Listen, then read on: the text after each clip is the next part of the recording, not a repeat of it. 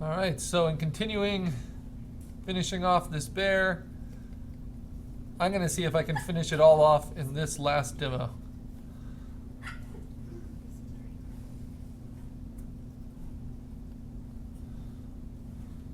And the key is making bold decisions, kind of understanding the parameters of what you're trying to do.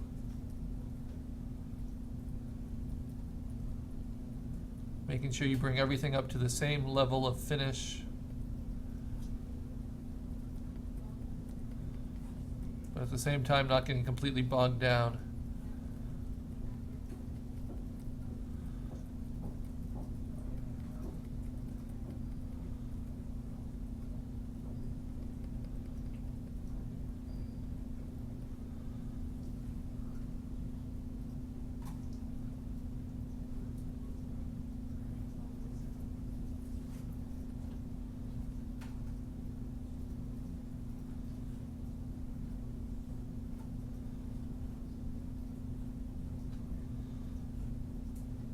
As you get close to the finish, you might take your opacity increasingly down,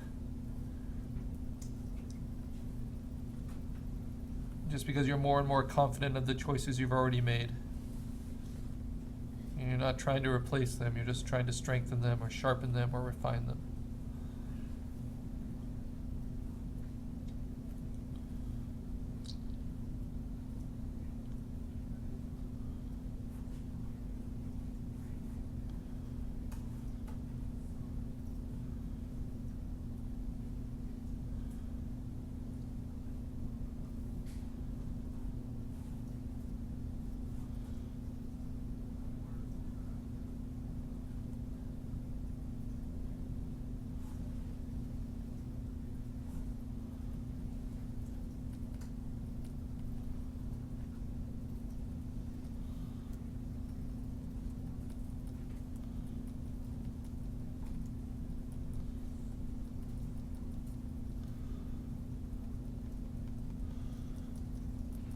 Even though you might just be finishing off at low opacities, be very aware of the direction of your paint strokes, because they help make the form come through as well, even when they're subtle.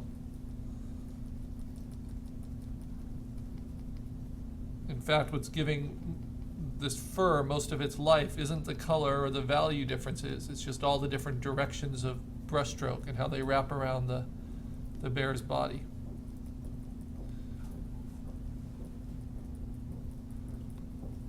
Flowing out from the sternum. It's nice to have reference that really makes that clear as well.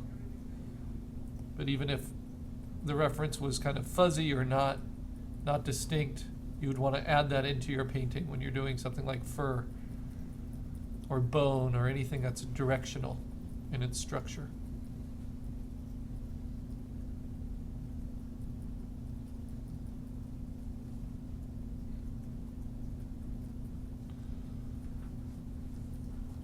Now, instead of ever switching to the eraser to kind of clean up the outside edge, I am just copying the gray and painting it in as a soft outline. Now, that's a problem in terms of your actual painting, but I'll show you how when I finish, I'll just clean up all the gray around it by merging a layer and then working with that as my finished.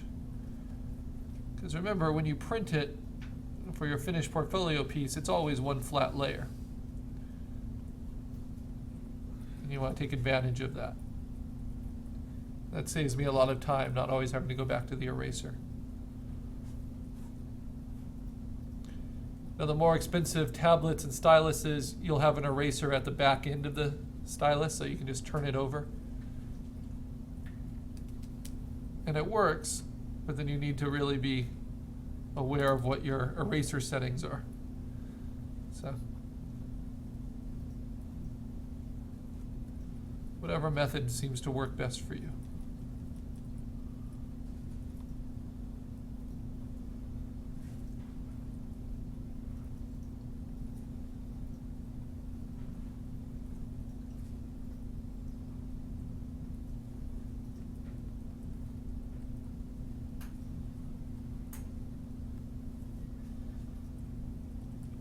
No digital artist knows the best way to do something. They just know what works best for them.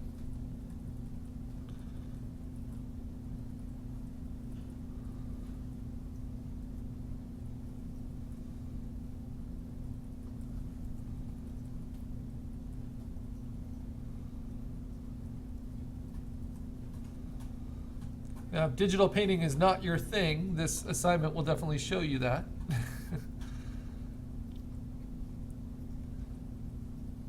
And it can be pretty arduous if you just aren't enjoying the process, enjoying what you can do. But on the flip side of that coin, if you are enjoying it, you might have never really tried painting before. It's a great way for you to have all of its range and experience without any of its mess or expense.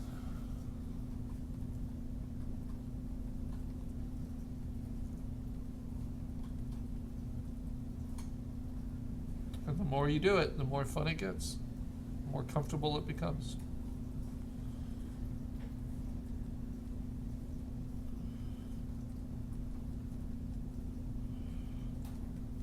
I've yet to settle on a style of digital painting that I like the best.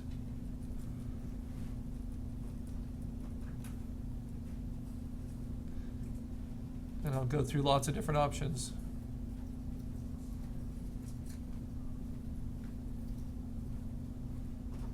Because I just like the experimenting so much.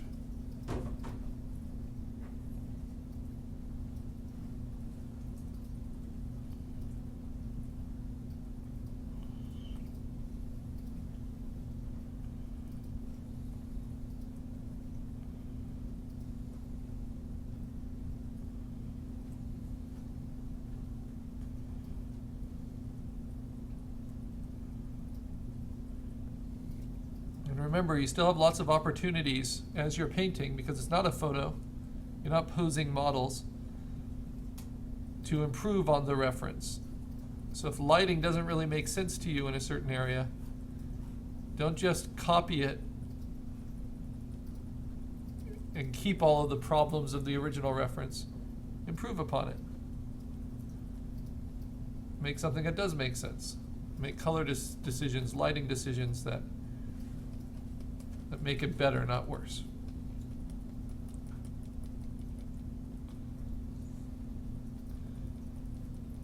Look, I might brighten up this knee a little bit.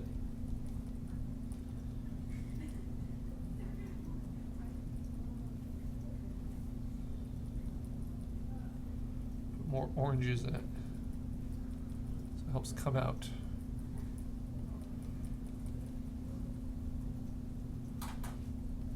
I'm definitely choosing to add a lot of color into the shadows.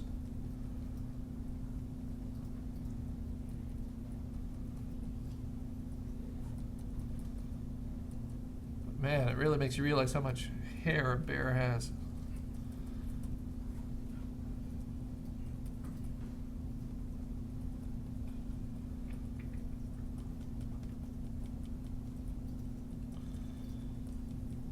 It also makes you realize that in other art forms, digital art forms like digital animation, they have programmers that are very key to the process, computer scientists that figure out how to map hair and use the physics of how it should move with an animated structure or wireframe underneath. So they don't have to paint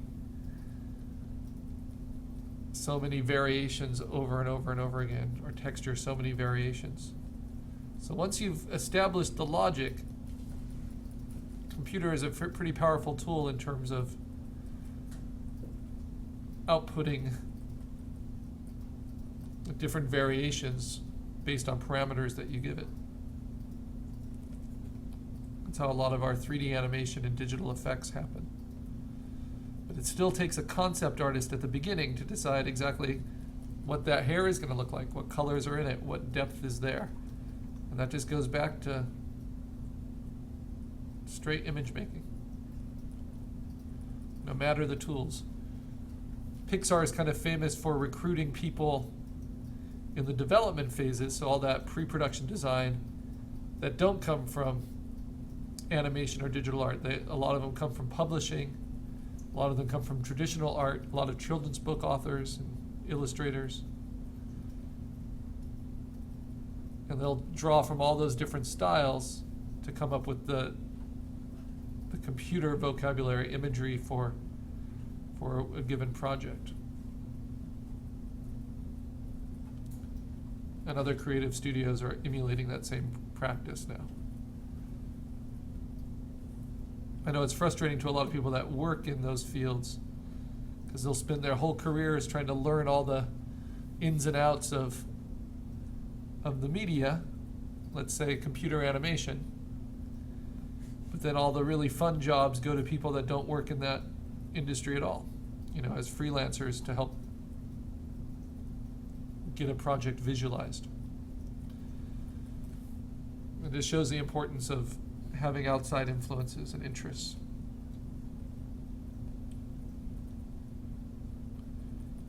Don't let your ideas get swamped in uniformity.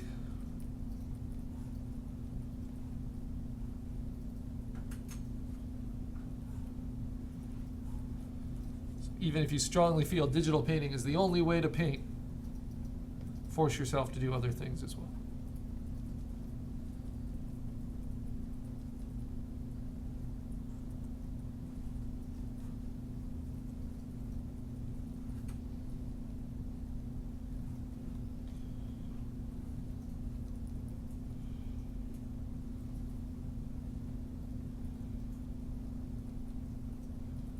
Okay, the clock is ticking. I'm going to try to finish this off. So this often happens. The thing I've left for the end is this foot, which is a mess in my speed painting, and it's a mess in the reference. And I'm not going to try, if it was a really important job, I'd reference other images and try to get the foot just right and redesign it to communicate better. But in this instance, I just have to find a way to make it not pull attention from the areas that are working well. So I squint at it, I really study its values. And the great thing about organic textures like fur is that it can hide a lot of these decisions.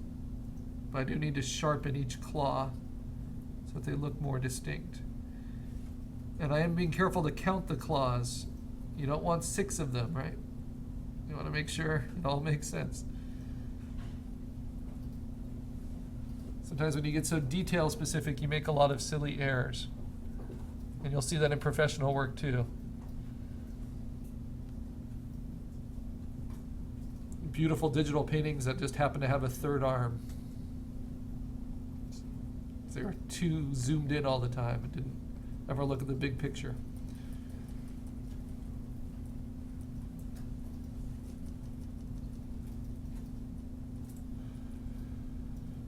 And though we started this process using layers a whole lot, at the end of the process, I try to really limit my use of layers. Try to commit, just make it work on the outside layer.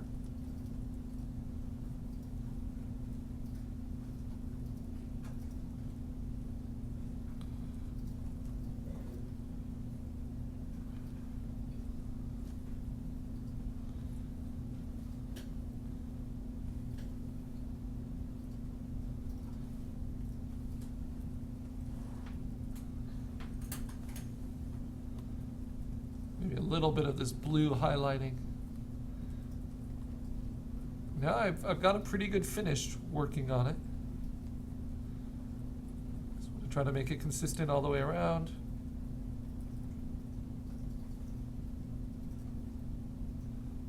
Some final scrubbing.